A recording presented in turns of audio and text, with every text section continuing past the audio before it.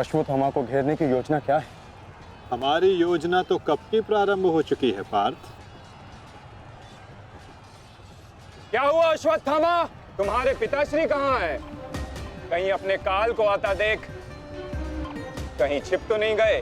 धृष्टद्युम्न! ना आचार्य द्रोण किसी से भयभीत है और ना ही उनका पुत्र। आज अपने पिता के काल का काल मैं स्वयं बनूंगा।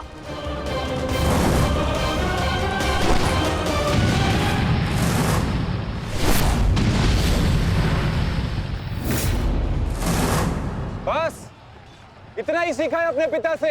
आओ अश्वत्थामा, आज मैं तुम्हें जीवन का पाठ पढ़ाता हूँ। आप कहाँ रहे हो कायर? साहस है तो द्वंद करो। आरती, पीछा करो।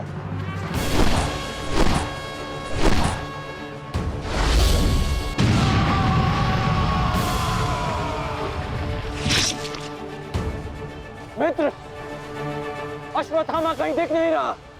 कहीं वो शत्रु के घेरे में घिर ना जाए। तुम आचार्य द्रोण के पीछे जाओ, मैं अश्वत्थामा को खोजता हूँ। ठीक है मित्र, सारथी। चलो सत्यसेन।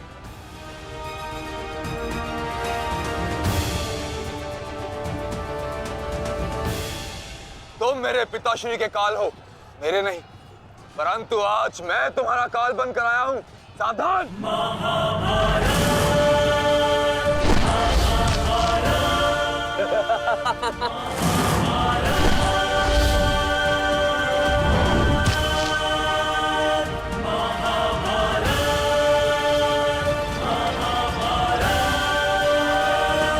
अच्छा हुआ कि पिता और पुत्र दोनों एक साथ मेरे सामने आ गए। आज तुम दोनों मेरे हाथों वीर गति को प्राप्त होगे।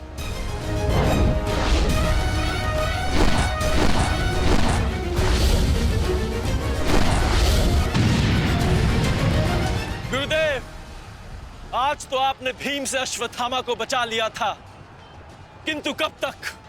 अब चाहे हमारा वध कर दो, किंतु हमने भी आज संकल्प लिया है कि मृत्यु दोनों पक्षों में होगी।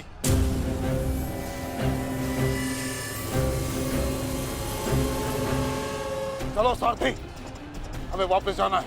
शीघ्र करो। अश्वत्थामा का? अश्वत्थामा कहीं दिखाई नहीं दे रहा आचार्य, परंतु कर्ण उसी की खोज में गया है। चलो सारथी।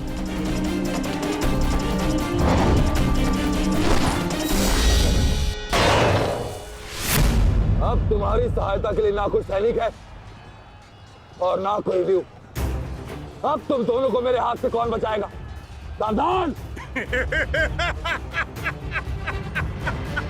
अश्वत्थामा, तुम स्वयं व्यू में खड़े हो।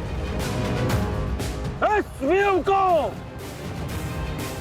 शमशान व्यू कहते हैं। कदाचित तुम्हारे पिता ने तुम्हें इस व्यू के विषय में बताया ही नहीं होगा। अपने चारों ओर देखो।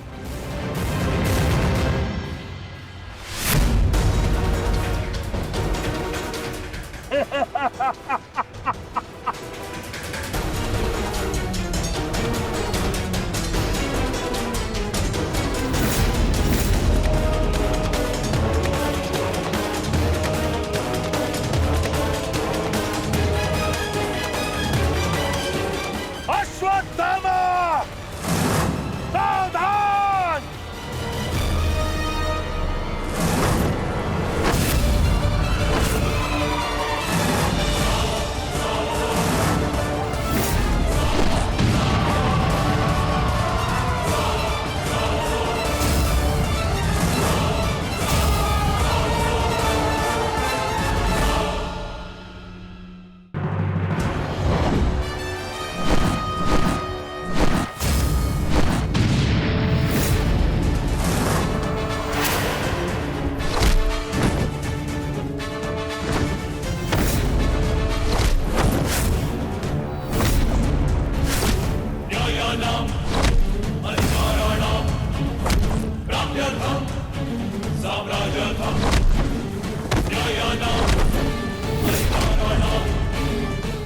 दुर्योधन, भीम ने तुम्हारे और 5 अनुजों का वध कर दिया है और अभी उसकी रक्त पिपासा बुझी नहीं है दुर्योधन।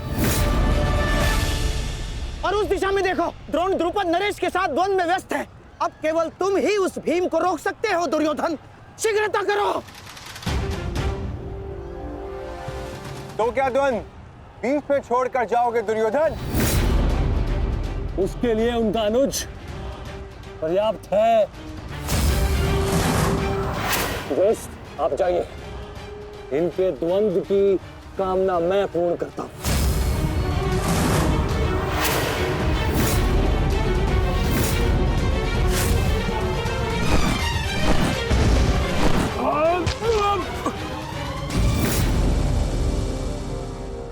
बार बार मुझे छोड़कर मेरे पिता पर वीरता क्यों दिखाते हो आचार्य? मुझसे द्वंद्व करो, मेरे जीवन का एक ही उद्देश्य है और वो है मेरे हाथों आपका वध। तब तक तुम्हें प्रतीक्षा करनी होगी धृष्टद्युम्न, क्योंकि जब तक द्रोण के हाथों में उसके शस्त्र हैं, स्वयं काल भी उसका वध नहीं कर सकता। और स्मरण रहे धृष्टद्युम्न, तुम्हारे साथ साथ तुम्हारे जीवन का ये उद्देश्य भी उपहास बन के रह जाएगा। शस्त्र त्यागने की क्या आवश्यकता है द्रोण? प्रेम, सम्मान, धर्म तो तुम पहले ही त्याग चुके हो। मेरे पिता तुल्य गुरु और अपने पिता महर्षि भरद्वाज पर तो तुम लांछन भी लगा चुके हो। तुम्हारी आत्मा तो कब की मर चुकी है द्रोण, कब की। अब केवल ये शरीर है, इसे त्यागने का समय आ गया है और वो समय अभी है। सावधान द्रुपद!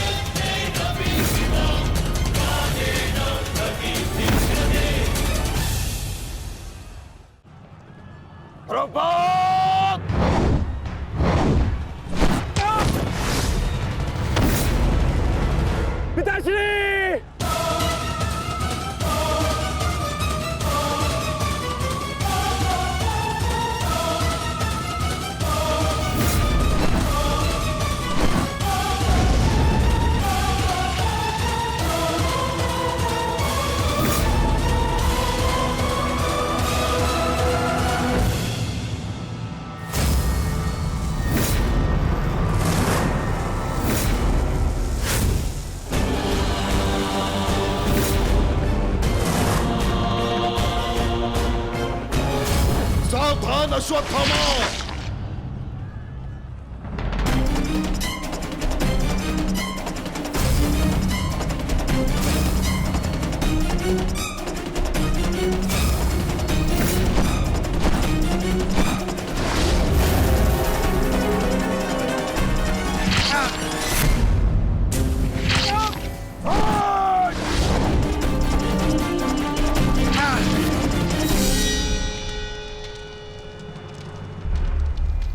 पिताश्री!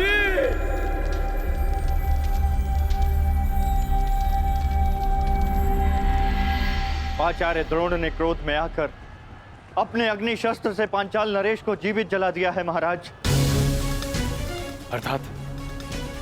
अर्थात आचार्य द्रोण ने अपना वचन पूर्ण किया, उन्हें द्रुपद का वध कर ही दिया।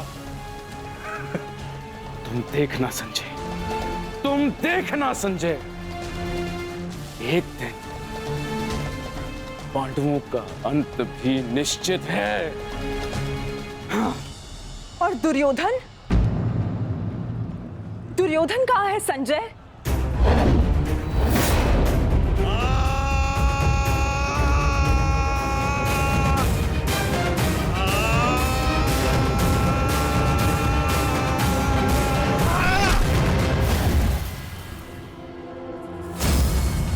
तुम्हें ज्ञात भी है अब तक तुम्हारे 55 अनुजों का रक्त मैं अपनी गदा को पिला चुका हूं।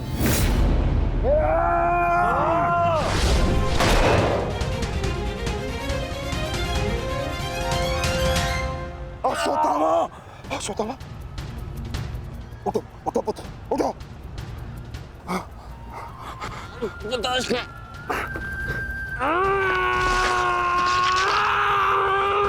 पुत्र पुत्र पुत्र, तुम बहुत अधिक चोटिल हो गए हो। तुम एक काम करो, तुम शिविर में जाओ, जाओ। नहीं पिताश्री, मैं कोई बालक नहीं हूँ पिताश्री जो इस चोट से हार जाऊंगा। एक योद्धा रणभूमि छोड़कर नहीं जाता पिताश्री। मेरी बात मानो, तुम्हें बहुत आवश्यक है वहां जाना। जाओ शिविर में जाओ, जाओ पिता, मेरी बात मान लो, जाओ जाओ पिता।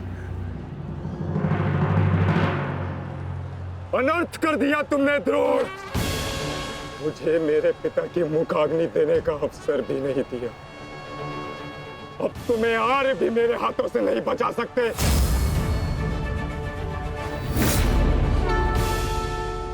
सावधान! मैं जानता हूं तुम एक वीर योद्धा हो, पर तुम बहुत अधिक चोटिल हो गए पुत्र। तुम इस अवस्था में युद्ध नहीं कर सकते। तुम्हें उपचार की आवश्यकता है। जाओ, तुम्हें मेरी शपथ है पुत्र, जाओ। जाओ क्या पिताश्री?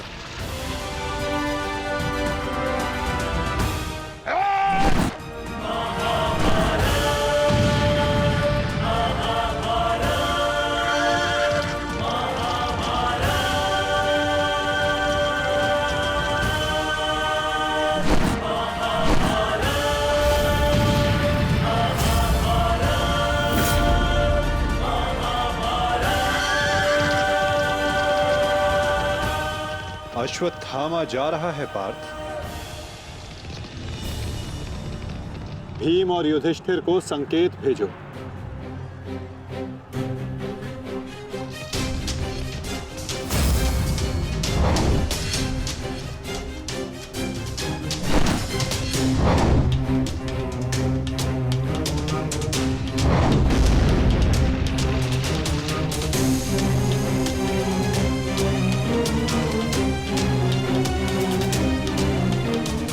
अर्जुन कोई संकेत दे रहा है।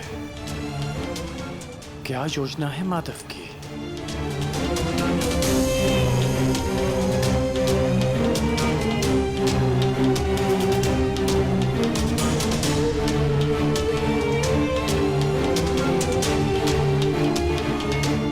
जाना तो नहीं चाहता,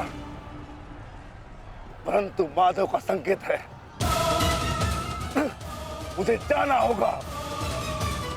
प्रतीत होता है तुम्हारे जीवन के कुछ प्रहर अभी शेष है।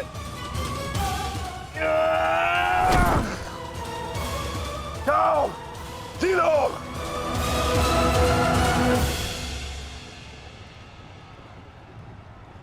सारथी, आगे बढ़ो।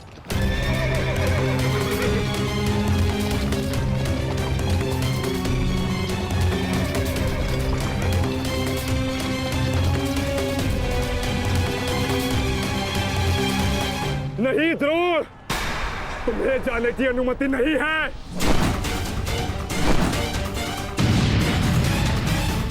कर्ण, अश्वत्थामा की सहायता करो। वो बहुत अधिक जख्मी है और भीम उसके पीछे है। जाओ।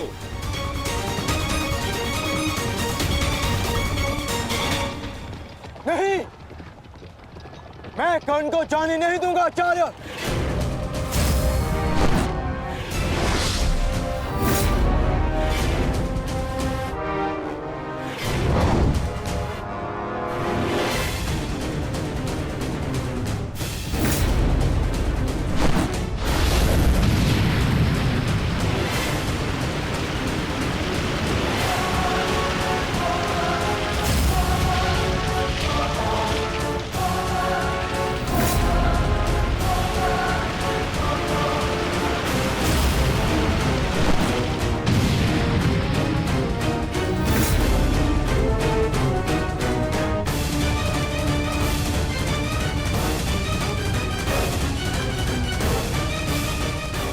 स्मरण रहे पार्थ, यदि कर्ण अश्वत्थामा की सहायता के लिए वहां पहुंच गया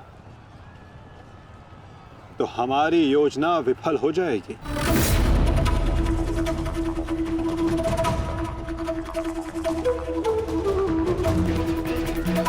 तुम्हें कर्ण को वहां तक पहुंचने से रोकना होगा पार्थ।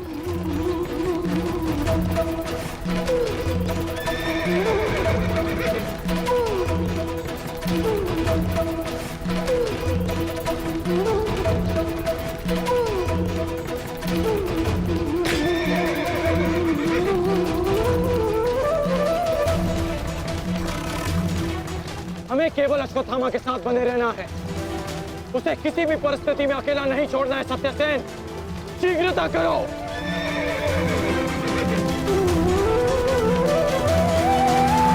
माधव, हमें कर्ण को रोकना होगा, अन्यथा हमारी योजना विफल हो जाएगी और आचार्य द्रोण का वध करना असंभव हो जाएगा।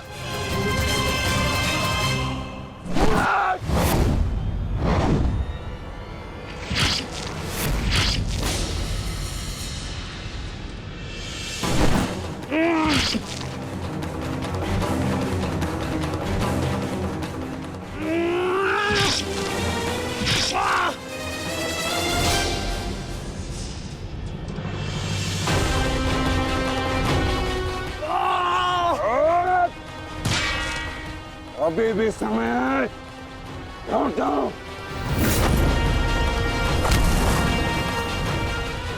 मैं तब तक यहां से नहीं लौटूंगा जब तक आपके प्राण नहीं ले लेता। आचार्य,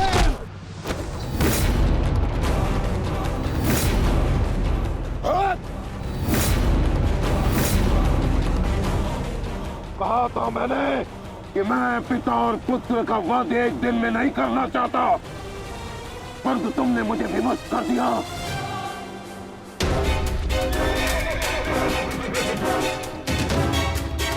चलिए माता, कर्ण के पीछे चलिए। नहीं पार्थ, इस समय दृश्यद्युम्न को हमारी सहायता की आवश्यकता है और यहां से जाना हमारी योजना का भाग नहीं है। तुम आचार्य द्रोण के साथ युद्ध करो।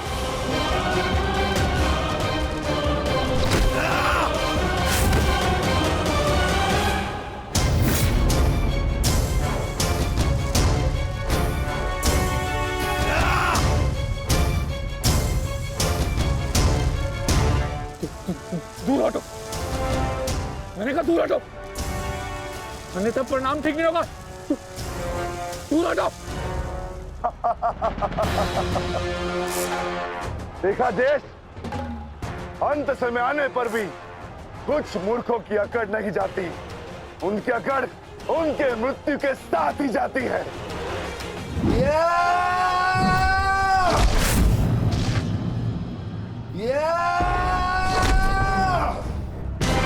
अश्वत्थामा! अब तुम्हारा अंत आ गया अश्वत्थामा। अश्वत्थामा!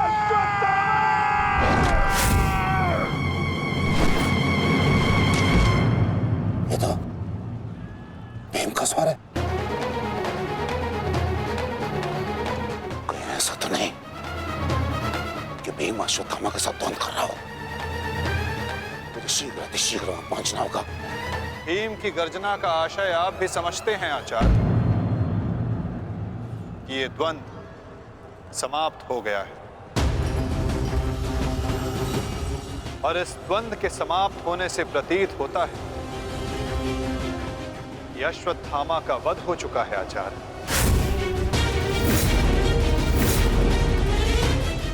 असंभव, असंभव नहीं है माधव। द्रोण का पुत्र अश्वत्थामा, और जब तक द्रोण जीवित है अश्वत्थामा को कुछ नहीं हो सकता। मेरा हृदय कहता है कि मेरा पुत्र जीवित है, कुछ नहीं हुआ उसे। और वैसे भी मुझे आपके बातों पे विश्वास नहीं है माधव। यही विचार पांडवों का भी था आचार्य कि युद्ध भूमि में उनके रहते हुए अभिमन्यु का वध नहीं हो सकता, उसकी मृत्यु नहीं हो सकती। परंतु ऐसा नहीं हुआ आचार्य। जब काल के रूप में जयद्रथ आ सकता है तो काल के रूप में विकोदर भीम भी आ सकते हैं। काल की गति को कोई नहीं रोक सकता आचार्य।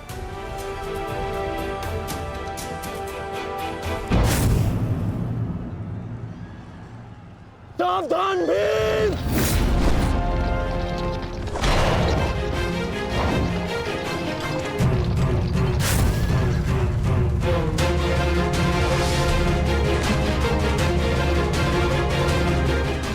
अश्वत्थामा, अश्वत्थामा, तुम ठीक हो?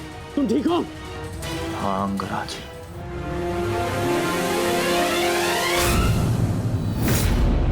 ये तो भीम पुत्र सुत्सोम है। ये भीम कहाँ है? वो वही है जहां उन्हें होना चाहिए। आचार्य, आज कर्ण नामक कवच भी अश्वत्थामा की रक्षा नहीं कर पाया।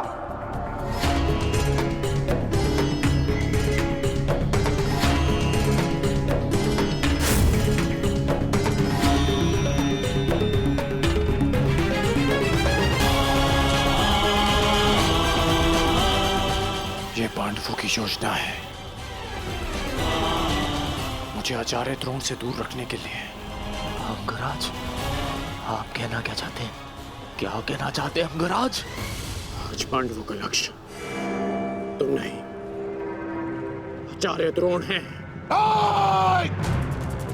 और सत्य है ये, मेरा पुत्र अभी तक जीवित है, कुछ नहीं हुआ उसे। सत्य कहो, सत्य कहो भीम।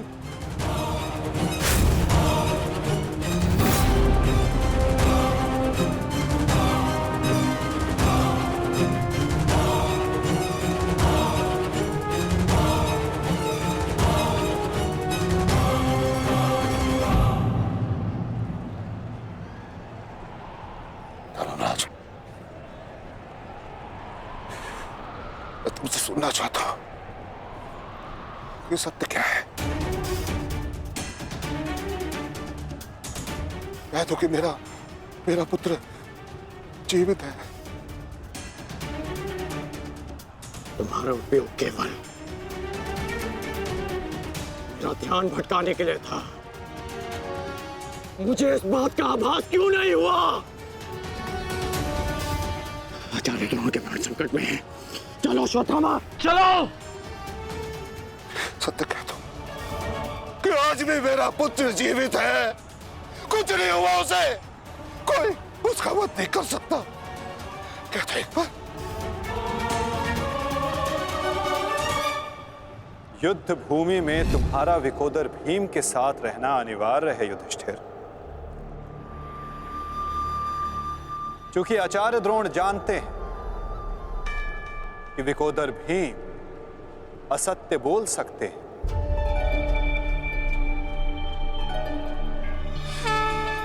किंतु धर्मराज युधिष्ठिर नहीं। और वो ये सुनिश्चित करने के लिए तुमसे ये प्रश्न अवश्य करेंगे धर्मराज।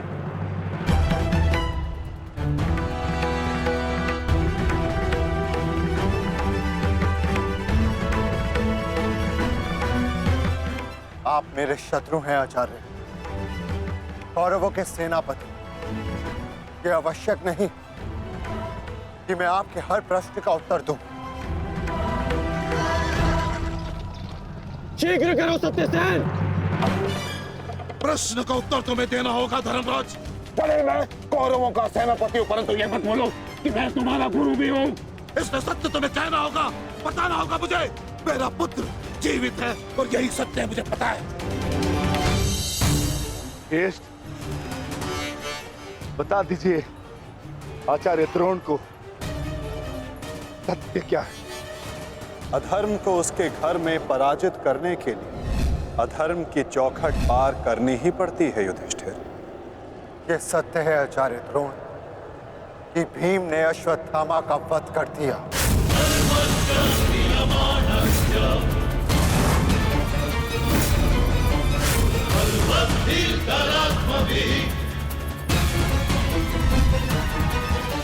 नहीं माधव, मैं असत्य नहीं कहूंगा। तुम्हें असत्य नहीं कहना है युधिष्ठिर। विकोदर भीम अश्वत्थामा नामक हाथी का वध करेंगे।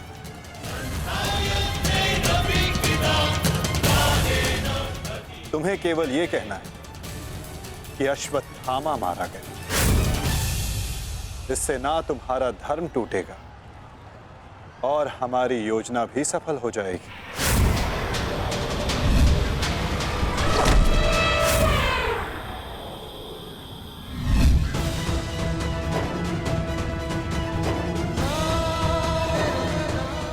पुनः एक बार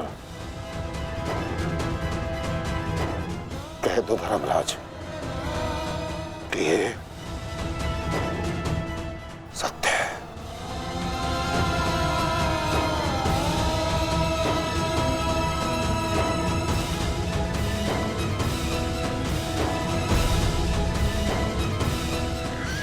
शीघ्र करो सत्यसेन। आपने बिल्कुल सही सुना आचार्य द्रोण।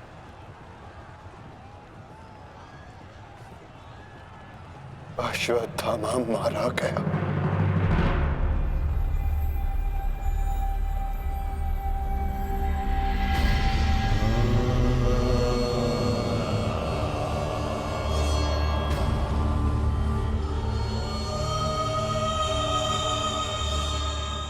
परंतु वो एक मनुष्य नहीं, एक हाथी था।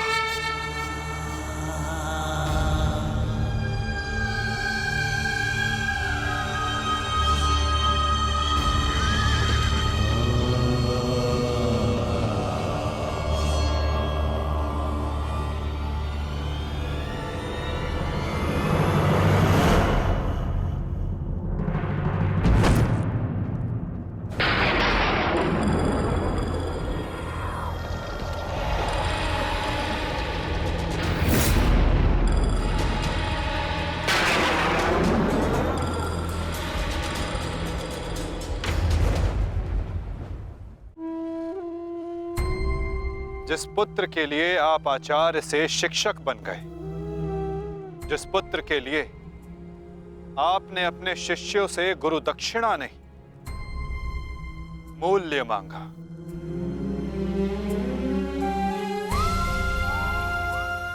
और उसी पुत्र के कारण आप एक एक करके अधर्म की सीढ़ियां चढ़ते चले गए आचार्य। मनुष्य प्रेम में उत्थान करता है, परंतु मोह में केवल उसका पतन होता है आचार्य। आप जिसे पुत्र प्रेम समझते रहे, वो पुत्र प्रेम नहीं, पुत्र मोह था आचार्य, और वही आपके पतन का कारण भी।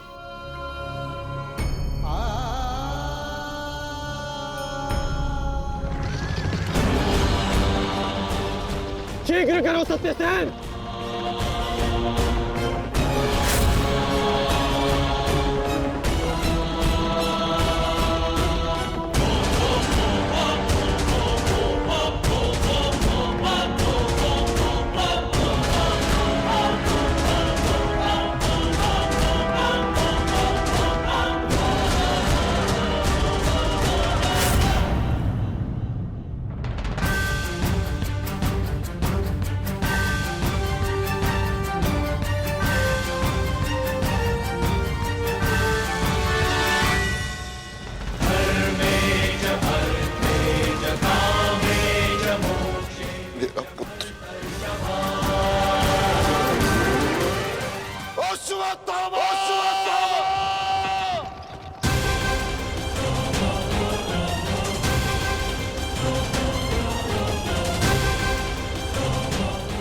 आपके साथ छल हुआ है आचार्य।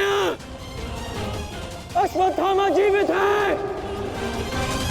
पिताश्री! पिताश्री!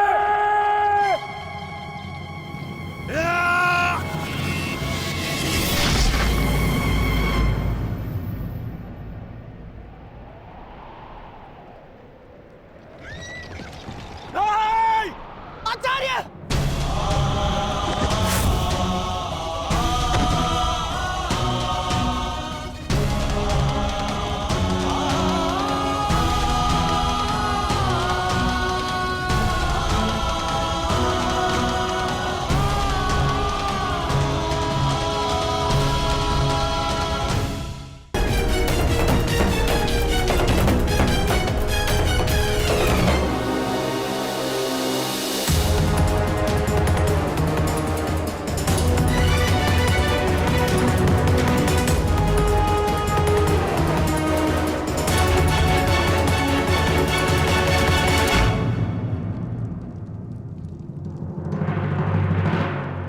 लोभी, कुटिल, छलिया, कपटी, महाविनाशी, ये सारी उपाधि इस दुर्योधन की थी।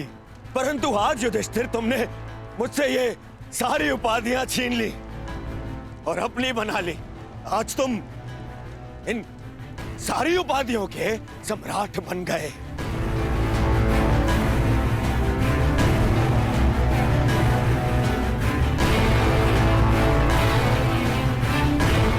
प्रणिपात सम्राट,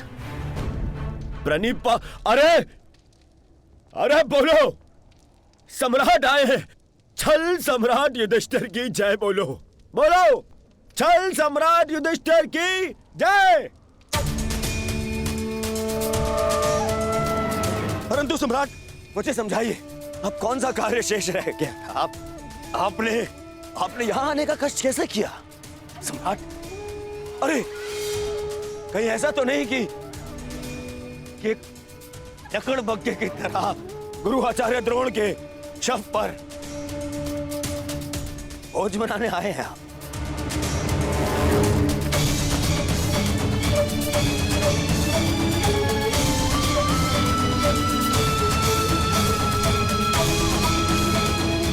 भोज मनाने आए हैं?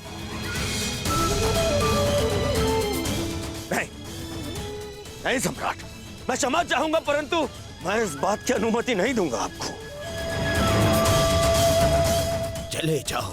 चले जाओ यहां से, अन्यथा मैं आप लोगों के शव पर उत्सव मनाऊंगा। चले जाओ। हम यहाँ युद्ध करने नहीं आए, अपने गुरु के अंतिम दर्शन करने आए हैं। इस समय मैं अर्जुन नहीं, अपने गुरु का शिष्य हूं। हम पांडु पुत्र होने के नाते नहीं, परंतु कुरुवंशी होने के नाते उनके अंतिम दर्शन करने आए हैं। नहीं, तुम्हें इस युद्ध में विजय मिलेगी और ना ही अपने गुरु के दर्शन।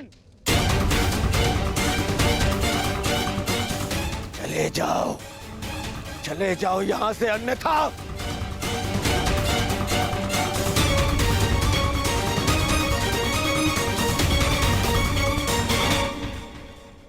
गुरु द्रोण के अंतिम दर्शन करने का अधिकार सबको है।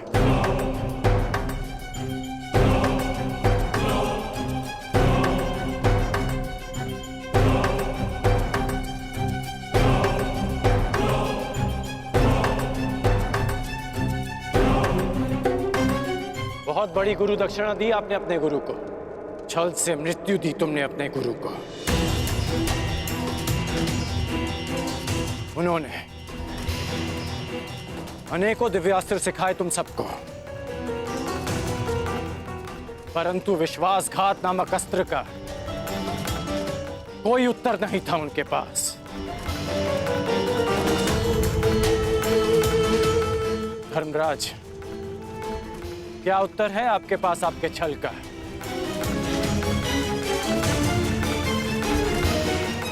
बताइए। मेरा चयन बिल्कुल ठीक था, दुर्योधन तुमसे बेहतर राजा होगा।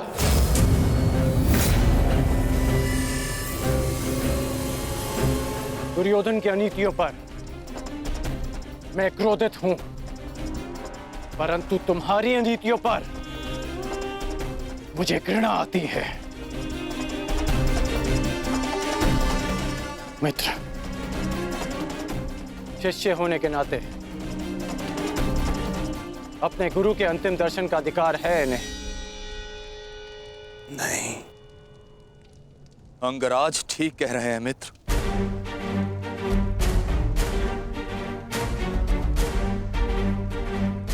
इन्हें अधिकार है।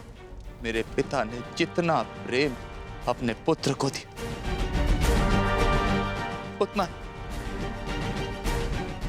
किंचित अधिक इन पांडु पुत्रों को दी।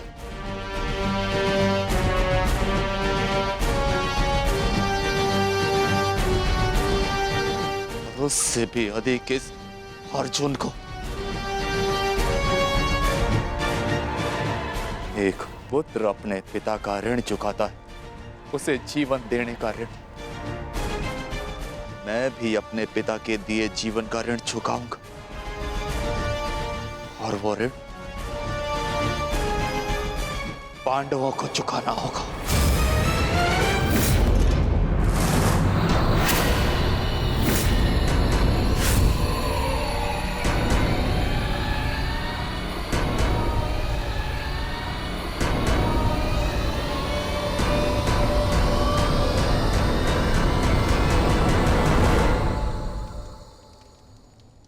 पापियों और दैत्यों की भांति तुम लोगों ने विद्या पर लांछन लगाया है।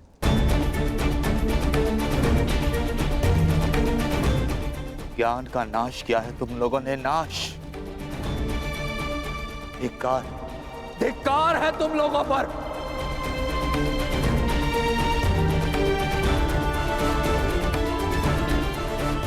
पांडव पुत्रों, जब तक मैं तुम्हारी मृत्यु अपनी आंखों से ना देख लूं, मुझे मृत्यु प्राप्त नहीं होगी। तुम्हारे वंश के साथ मृत्यु की होली खेलूंगा मैं। जिन बच्चों ने आज मुझे रोका, मैं उनकी सांसें रोक दूंगा।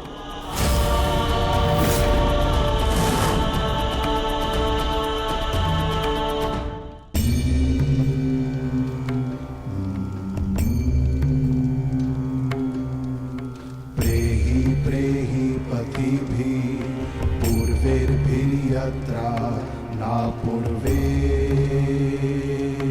पीतर पर्युः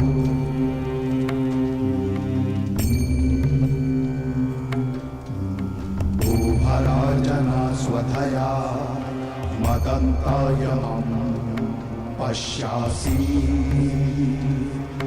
वरुणं च दिवम्।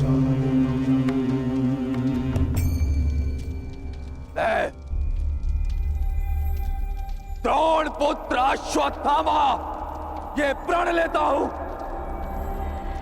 कि तुम्हारे संपूर्ण वंश को नष्ट कर दूंगा, नष्ट कर दूंगा, नष्ट कर दूंगा, नष्ट कर दूंगा, नष्ट कर दूंगा, नष्ट कर दूंगा।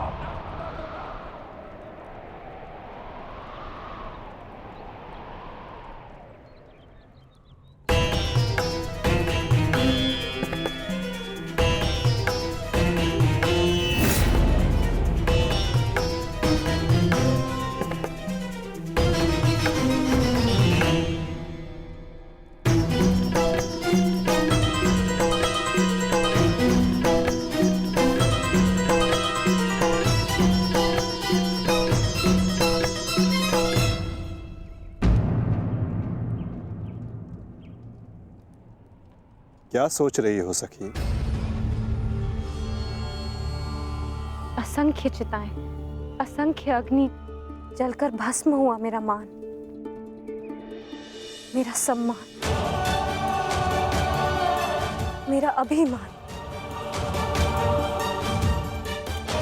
मेरे सभी संबंध, ये सब लाभ भी तो हानि को ही मिले हैं।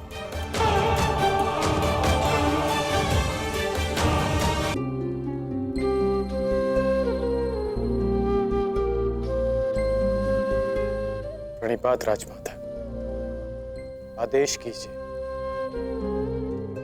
कि ये राधे आपकी कैसे सहायता कर सकता है। अब तुम केवल राधे नहीं, कौरव सेना के सर सेनापति भी हो।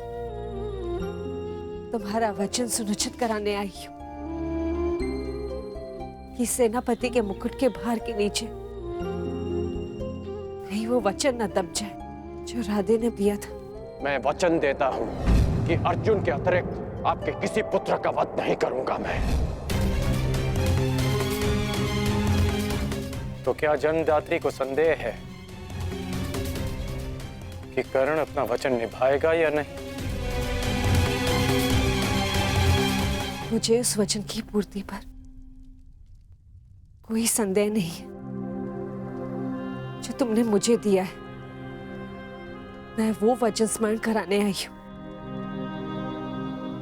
जो वचन तुमने अपनी पत्नी सुप्रिया को दिया था, एक पति ने अपनी पत्नी को दिया था कि आवश्यकता के समय पर वो हर समय उसके पास उपस्थित रहेगा। सुप्रिया को तुम्हारी आवश्यकता है कर्ण।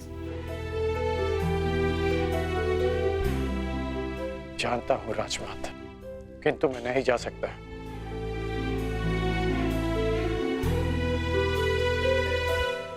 क्योंकि अब मैं युद्ध में सम्मिलित केवल एक योद्धा नहीं, अब मैं कौरव सेना का सर सेनापति हूं। अब युद्ध समाप्त होने से पूर्व मैं केवल यमलोक जा सकता हूं। मैं जानती हूं कि तुम नहीं जा सकते, परंतु वो तो यहां आ सकती है ना। चलो मेरे साथ।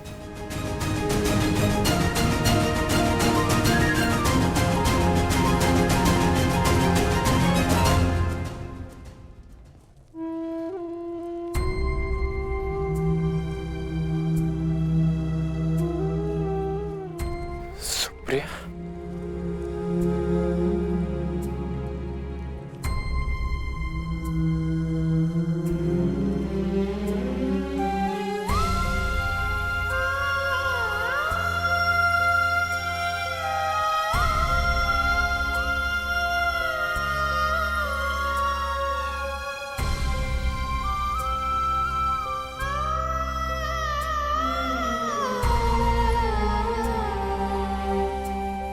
प्रणिपात आर्या।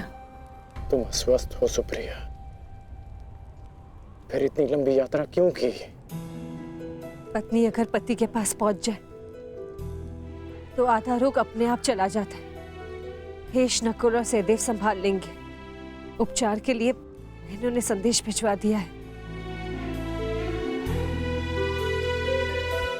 उपचार की आवश्यकता नहीं है राजमाता।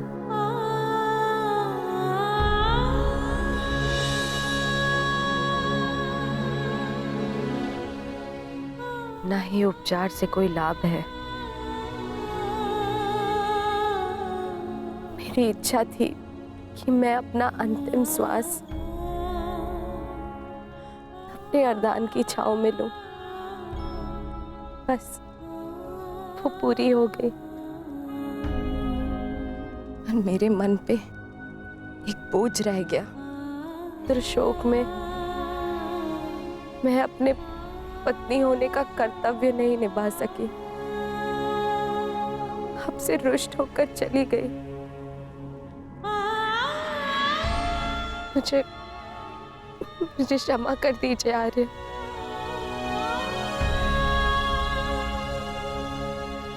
क्षमा मांगने की आवश्यकता नहीं है। मैं भी एक पुत्र हूं।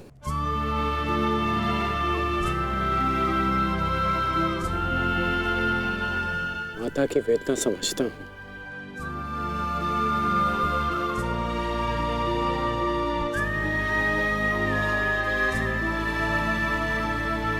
तुम्हारा कोई दोष नहीं है सुप्रिया।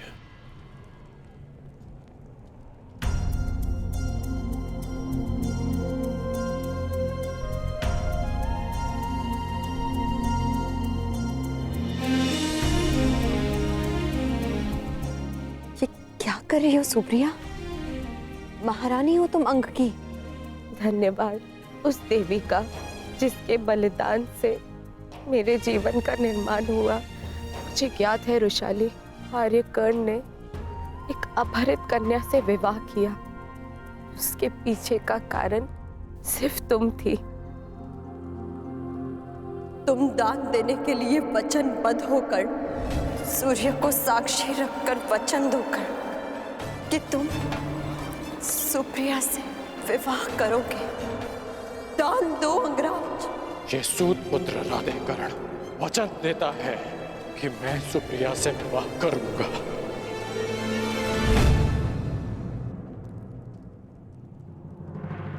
उस पल से इस पल तक मैं जितने भी पल जी हूं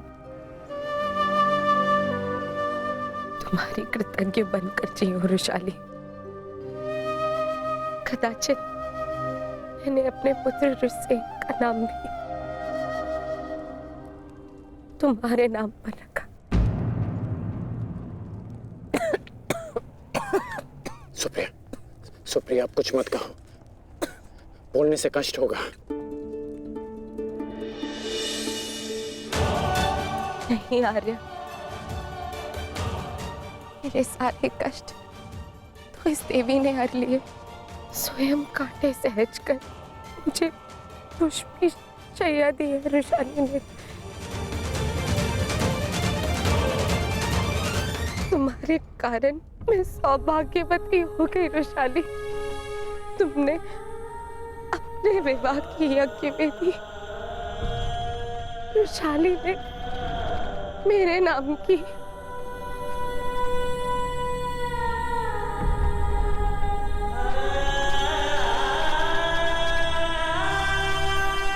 आप अपने वचन के लिए जाने जाते हैं ना आर्य। आपकी अर्धांगिनी होने के नाते मैं चाहती हूं कि आपका हर वचन पूरा हो, कोई भी वचन अधूरा ना रहे। आपका एक वचन है आर्य, जो मेरे कारण अधूरा रह गया था।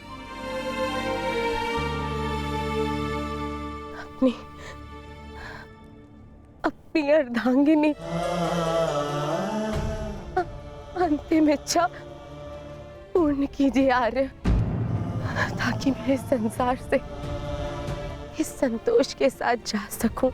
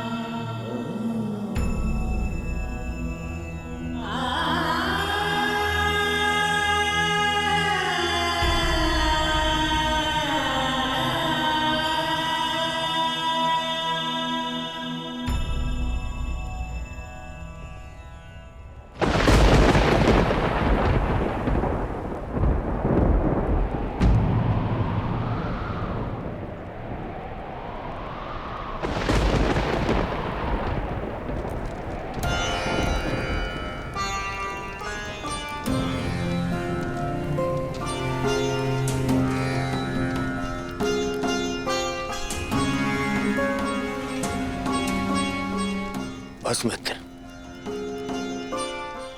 बहुत हो गया, बहुत हो गया मित्र। अब सीमा समाप्त हो गई। हम दोनों की पीड़ा सह पाने की सीमा समाप्त हो गई है मित्र। अब और नहीं, अब कल अंत होगा, हमारी पीड़ा का अंत होगा। हम कल इस युद्ध का अंत करेंगे मित्र, अंत करेंगे इस युद्ध का कल ही।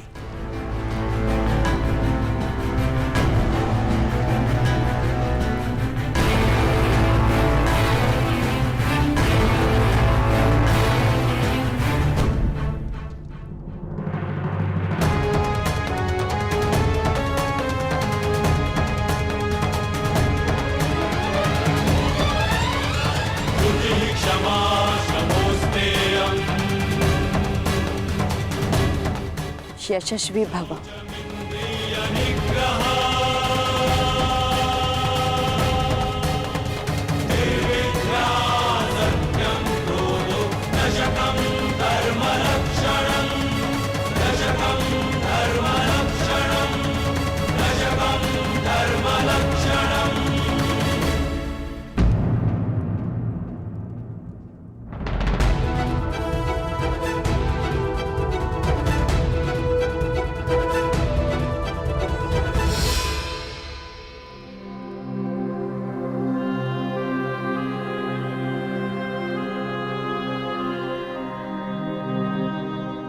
शुभम भवतु। आज का दिन बहुत शुभ है। मुझे तुम पर गर्व है सेनापति कर्ण। नेत्र मन का दर्पण होते हैं राजमाता, और आपके नेत्रों में गर्व नहीं, भय है। हमारे जीवन में इस क्षण का आना अनिवार्य था राजमाता। आप निश्चिंत रहिए राजमाता। मैं पांडवों की भांति छल नहीं करूंगा।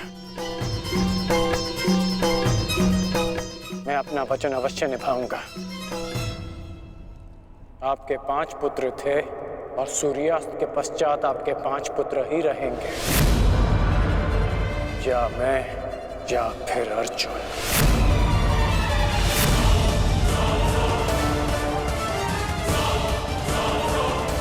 प्रणिपात राजमाता।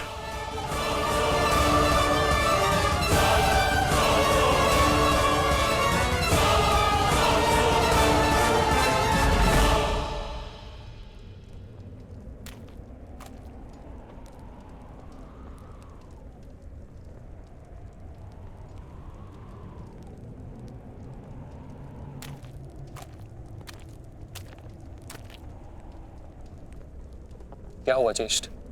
क्यों चिंतित हैं आप? देख रहा हूं कि ये रणभूमि कैसे मेरे देखते ही देखते मेरे 90 अनुजों के रक्त को पी गई। उस अकेले भीम ने मेरे 90 अनुजों का वध कर दिया। मेरे इन सभी भाइयों ने मेरे लिए अपने प्राणों का बलिदान दे दिया। अपने ज्येष्ठ के आंखों के स्वप्न को पूर्ण करने के लिए उन्होंने मृत्यु की निंदा को स्वीकार कर लिया। अब बस तुम हो और मेरे शेष 8 अनुज है दुशासन।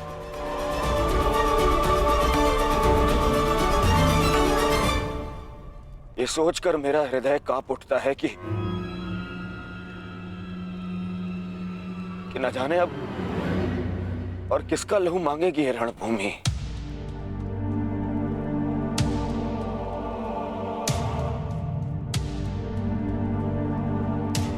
एक बात कहूं दुशासन, अब मैं तुम्हें और ना ही अपने किसी भी और अनुज को खोना चाहता हूं। अब मेरे में साहस नहीं रहा कि मैं अब अपने किसी भी और अनुज की अर्थी को कांधा दूं। मेरे में साहस नहीं है अब। किंतु आपके अनुज में साहस है ज्येष्ठ।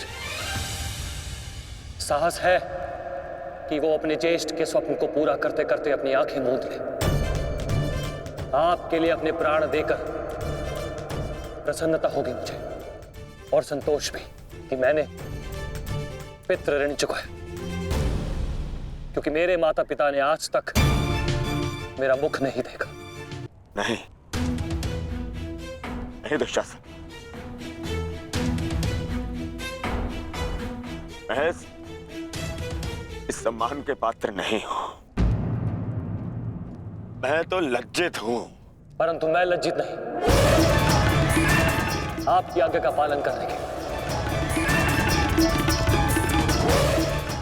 आपके आनंद के लिए मैंने जो कुछ किया, मुझे उस पर गर्व है। मुझे तनिक भी लज्जा नहीं कि आपके अपमान के प्रतिशोध के लिए मैंने पांचाली का वस्त्र हरण किया। और यदि मुझे ये बार बार करना पड़े तो आपके संतोष के लिए मैं निर्दयता पूर्वक उसका वस्त्र हरण करूंगा, बार बार करता रहूंगा।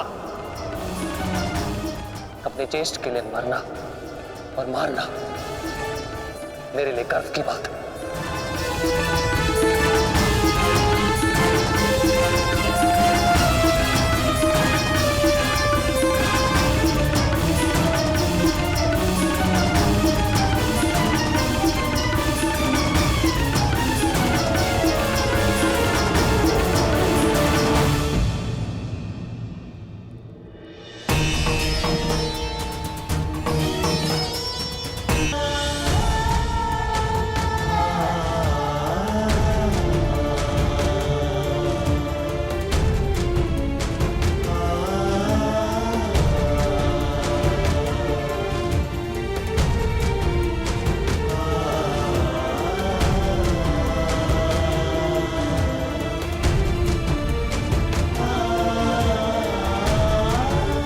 हम सब का जन्म किसी उद्देश्य के लिए होता है। हम अपने जीवन का मंतव्य पूर्ण करके अपने गंतव्य पर चले जाते हैं। और यदि एक वीर अपने जीवन का उद्देश्य पूर्ण करते समय वीर गति को प्राप्त हो जाए तो उसे मोक्ष की प्राप्ति होती है। तुमने सबके लिए जो कुछ भी किया उसके लिए सभी तुम्हारे ऋणी रहेंगे पुत्र। तुम्हारा ये बलिदान व्यर्थ नहीं जाएगा घटोत्कच। और इन्हीं बलिदानों से हम इस युद्ध में विजय पा सकेंगे। जिस भविष्य के लिए हम ये विजय चाहते हैं माता, क्या उसके लिए वर्तमान का बलिदान करना उचित है?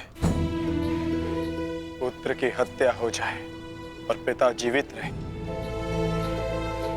ये कैसा न्याय है माता? ये न्याय नहीं पार्थ, यही नियति है।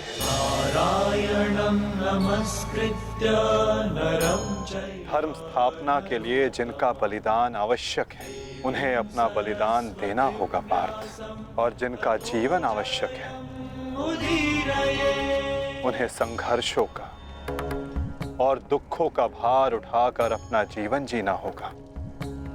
और इस युद्ध के लिए, इस धर्म स्थापना के लिए तुम्हारा जीवन आवश्यक था। और घटोत्कच का बलिदान।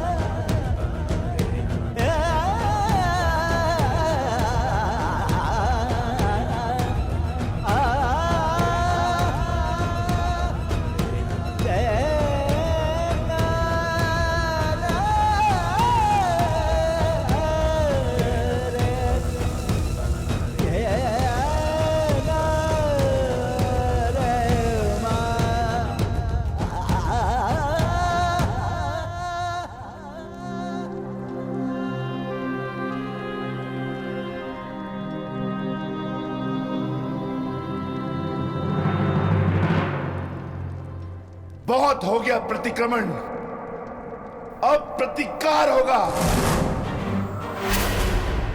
प्रतिकार होगा विकोदर, और वो भी उचित स्थान पर। और अब हमारा लक्ष्य होगा कौरव सेनापति द्रोण।